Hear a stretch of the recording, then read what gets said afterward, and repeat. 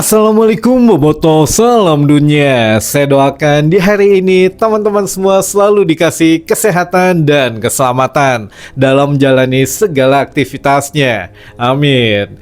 Baik Boboto, langsung kita update informasi Persib Bandung terbaru.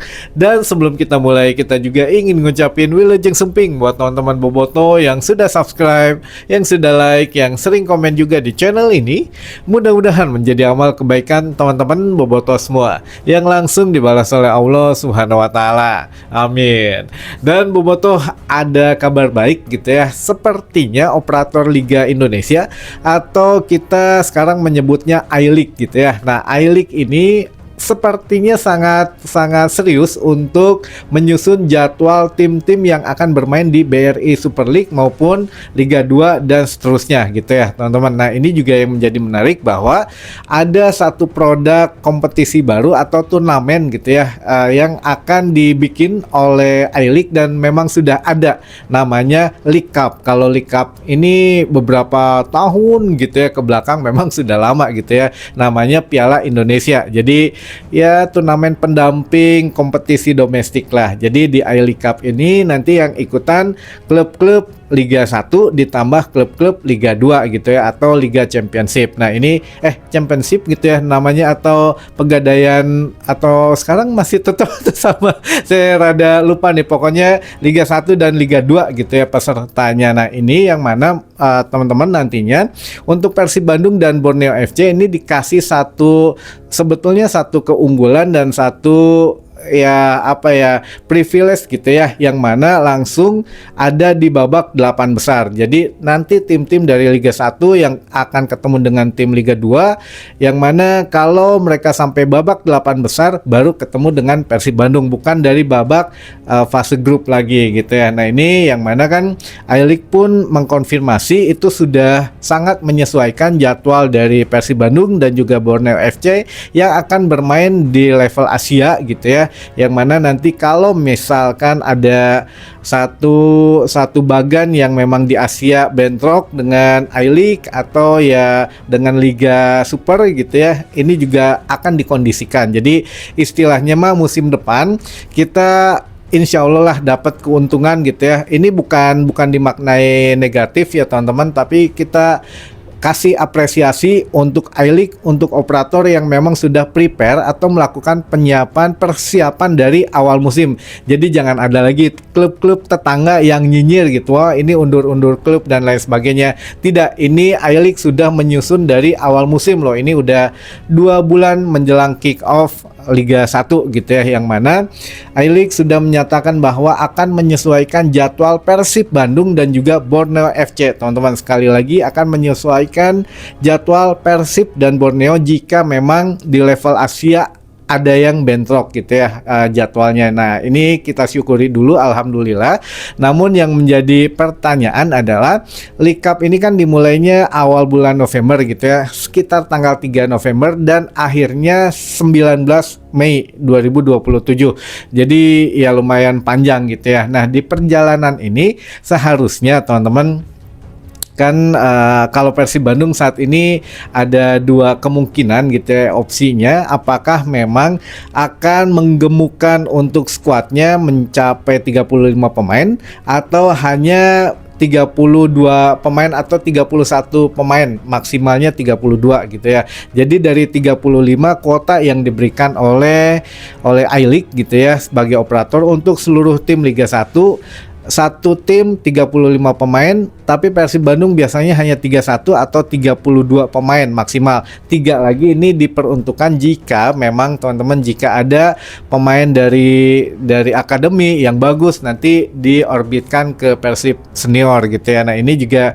memang polanya sepertinya seperti itu. Jadi ya musim depan kita juga hitungannya bukan 35 pemain jumlah yang diizinkan oleh I-League kita penuhi semua, tapi ya ada sisa lah untuk para pemain muda asli Jawa Barat gitu teman-teman. Jadi antara 31 sampai 32 pemain saja. Nah pertanyaannya, masih ada sisa teman-teman untuk skuad Persib Bandung musim depan. Di antaranya ya tentu saja untuk pemain muda gitu ya, pemain lokal, pemain muda, atau setidaknya ya yang ada saat ini di Persib Bandung masih diberikan kesempatan sampai Piala Presiden gitu ya, untuk membuktikan apakah masih layak musim depan dengan Persib Bandung atau setidaknya disekolahin dulu. Nah, ini yang menarik teman-teman, akan kita coba bahas.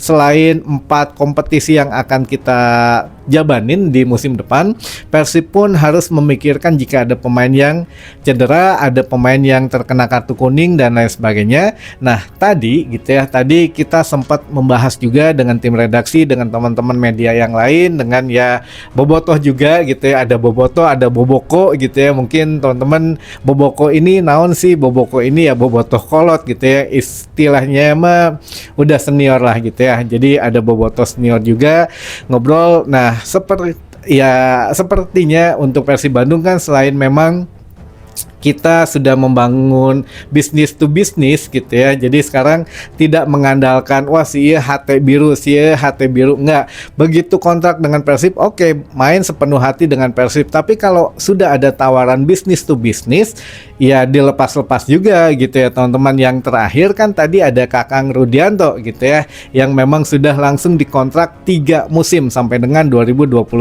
nanti teman-teman. Nah, ini yang mana kenapa manajemen Persib Bandung berani sampai panjang gitu ya, kontrak jangka panjang, karena Kakang masih muda. Lalu yang kedua teman-teman ingat, Kakang Rudianto pernah akan diambil oleh Bayangkara FC karena ya kesatuan dia gitu ya.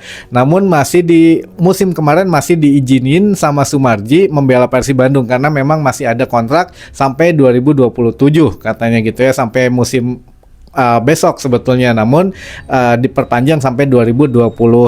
Kenapa? Ya itu jawabannya, bisnis to bisnis. Jadi sekarang Persib Bandung berani ngambil resiko jangka panjang, tapi hasilnya pun untuk jangka panjang teman-teman. Jadi jangan kaget lagi nanti ke depannya jika ada pemain muda atau pemain yang katakanlah potensial walaupun usianya tidak muda lagi dikontrak jangka panjang, karena bisnis to bisnis. Jadi sudah mengacu kepada industri sepak bola gitu ya teman-teman. Nah, ini untuk Kakang Rudianto sendiri, yang mana bukan satu-satunya pemain yang dikontrak jangka panjang, karena ada tim-tim yang memang sedang mengincar. Kalau Kakak mah udah pasti harus balik ke Bayangkara kalau mau diambil ya.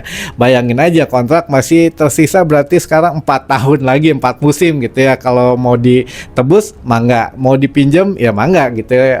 Asal sesuai dengan ya dengan proposal yang diajukan saja. Tapi teman-teman ingat juga kemarin kan diperpanjang 2 musim juga kayak Ramon Tankyu sudah diincar beberapa tim Liga 1, yang mana kan katanya ke Persita Tangerang gitu ya. Kalau itu memang benar ya, kita juga ada sesuatu dengan Persita, yang mana kan ada pemain Persita, pemain asing gitu ya, yang dirumuskan ke Persib Bandung. Nah, apakah memang ada obrolan itu atau bagaimana, ini juga menarik teman-teman. Tapi akhirnya ditingkatkan dulu atau diperpanjang dulu ya kontraknya, biar kalau memang mau nebus Ramon Tankyu ini ya masih bisa, tapi harganya naik gitu ya. Jadi ingat, bisnis to bisnis. Dan juga Julio Cesar pun di sini masih ada sedikit yang mana hawar-hawarnya mah memang sudah oke gitu ya. Ada beberapa klub yang menginginkan, apalagi kalau memang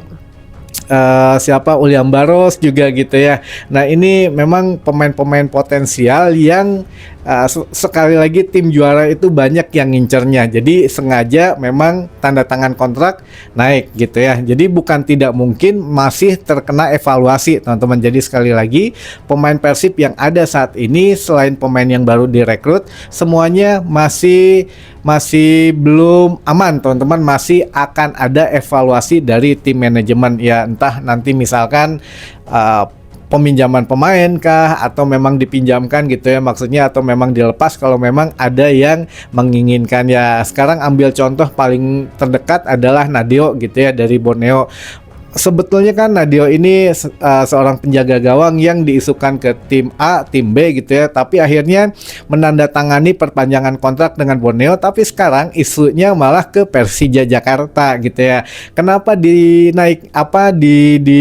sign kontrak dulu, diperpanjang dulu, tapi akhirnya dilepas gitu ya. Nah, itu salah satunya bisnis to bisnis itu dilakukan oleh Borneo FC, teman-teman. Jadi nggak ada salahnya kalau memang hal yang positif ditiru gitu ya, teman-teman. Jadi Borneo FC ini memberikan satu dampak bagus buat Persib Bandung. Nah, ada apa dengan Borneo? Jadi pemain-pemainnya juga beberapa kan sempat kita ambil dari Adam Alis, Berginho gitu, lalu ada ini ya, mungkin mau jadi gitu ya, teman-teman. Satu lagi dari Borneo ke Persib Bandung. Jadi memang ya luar biasa lah kalau sepak bola diawali dengan positif movement gitu ya. Ini mengubah pola pikir kita sama-sama. Jadi Boboto juga harus upgrade gitu ya untuk pengetahuannya. Jadi jangan jangan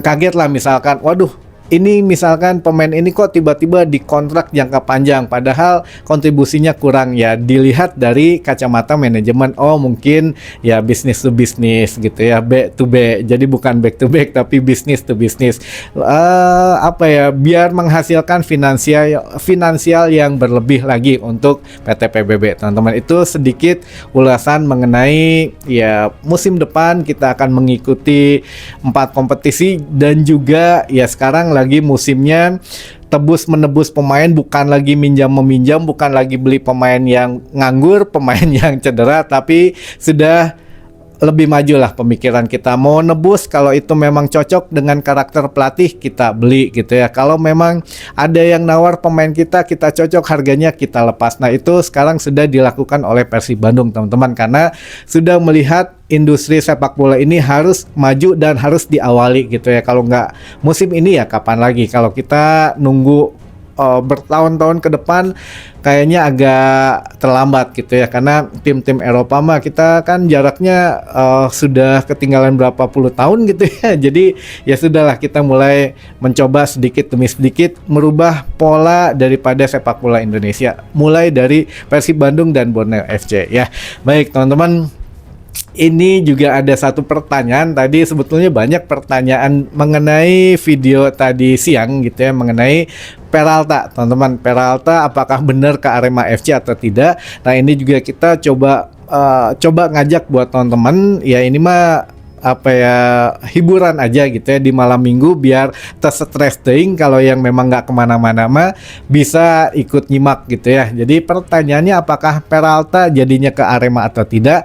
Nah, ini kita berpikir jangan sebagai bobotoh, teman-teman, tapi berpikir sebagai sebagai orang yang penasaran gitu ya, bener atau enggaknya. Nah, gini teman-teman, kalau kita ajak berpikir dari sisi yang lain gitu ya. Jangan berpikir aduh naha bener ente kasih iya kasih itu gitu ya, naha teka Persib atau segala macam. Jadi kita lupakan itu dulu. Kita coba simak beberapa sudut pandang yang lain atau POV gitu ya, point of view-nya. Yang pertama, pertanyaannya silahkan dijawab, teman-teman.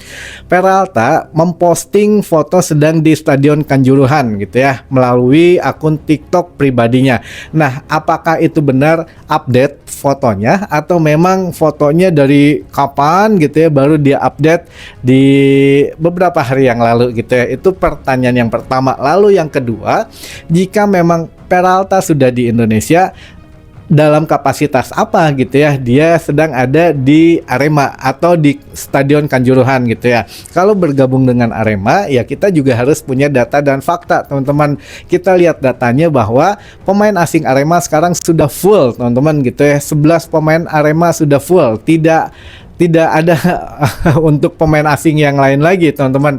Dan Arema juga tidak bermain di kompetisi apapun selain Super League dan League Cup gitu ya musim depan. Jadi ya tidak ada bermain di kompetisi Asia. Jadi ya dua sudah setidaknya harus kita pikirkan. Lalu yang ketiga, jika memang Peralta ada di Indonesia saat ini gitu ya, atau dari beberapa hari yang kemarin, jika memang dia ada di Indonesia, nah ini menarik. Karena untuk di liga-liga Asia Tenggara atau di Liga ASEAN ini, klub-klubnya itu sudah mempersiapkan diri untuk musim berikutnya. Karena kita juga sudah ada yang masuk pramusim gitu ya, ada yang sedang mempersiapkan skuadnya. Kenapa Peralta misalkan kalau dibeli klub oleh klub Malaysia katakanlah, kenapa tidak ada di Malaysia? Karena kan klub-klub Malaysia sekarang bahkan ada yang mundur gitu ya. Salah satu timnya ada yang mundur, ada yang memang sedang mempersiapkan jor-joran, dan ada yang menjual pemainnya, melepas pemainnya. Nah, kenapa tidak ada di sana gitu ya? Sedangkan klub-klub Malaysia kan sedang mempersiapkan untuk pramusim. Nah, kalau di liga yang lain termasuk di Liga Indonesia ya, kita juga kan sedang mempersiapkan skuad gitu ya, yang mana sebentar lagi akan ada Piala Presiden. Jadi pramusim ini akan dimanfaatkan tim-tim yang memang akan mengikuti ajang Piala Presiden. Nah, kalau Peralta ada di Indonesia, kemungkinan ya mungkin akan ikut gitu ya, akan ikut dalam tim yang bermain di Piala Presiden, atau ya setidaknya ikut memantau dulu gitu ya, beristirahat sejenak, memantau, baru ya setelah rampung perizinan segala macam baru bermain untuk klub tersebut. Nah, ini 3 pertanyaan yang seharusnya bisa teman-teman jawab. Kalau memang tidak ada jawabannya, berarti ya bukan apa ya, bukan berarti ke Arema gitu ya. Jadi masih ada kesempatan tim-tim lain untuk merekrut seorang Mariano Peralta, teman-teman ya. Siapa tahu tidak ke biru timur mah ke biru barat gitu ya. Tinggal bagaimana kita sabar atau tidaknya nunggu pengumuman dari manajemen, ya ditunggu saja teman-teman gitu ya. Baik, itu mungkin sedikit ulasan di malam hari ini, dan kita bacakan untuk beberapa teman-teman yang ingin disapa gitu ya. Ada Kang Adi di Kopo, dan juga Kang Aris Juarsa, ada juga Kang Ayi di Cipahet Dago, ada juga Kang Cepi di Cimahi Tengah, ada juga Kang Teh Elis Nuria Nur Latifah, Teh Elis Nur Latifah, ada juga Ibu Sepuh di Cianjur, ada juga di Bobotoh Mangunjaya Arjasari Kabupaten Bandung, ada juga Kang Endang di Subang, ada Kang Iwa Kartiwa di Tasik, ada juga Kang Asep Rasta di Padalarang, ada juga Mang Baim di Ciracas, ada juga Mang Baim di Ciracas, Jakarta Timur, dan juga ada Kang Asep Boboko, Kutamanggu, Majalengka, dan terakhir ada Kang Wayang Ejawanta di Viking Undercurrent Kaohsiung, Taiwan, teman-teman. Nah, yang lainnya insya Allah besok kita bacakan juga ya, secara lengkap lah besok mah insya Allah teman-teman, karena hari libur gitu ya, Ahad kita bacakan semuanya biasanya. Baik, itu dulu saja yang bisa saya sampaikan, mudah-mudahan bisa menambah satu wawasan baru, dan sampai ketemu lagi di informasi selanjutnya. Wassalamualaikum warahmatullahi wabarakatuh. Salam dunia.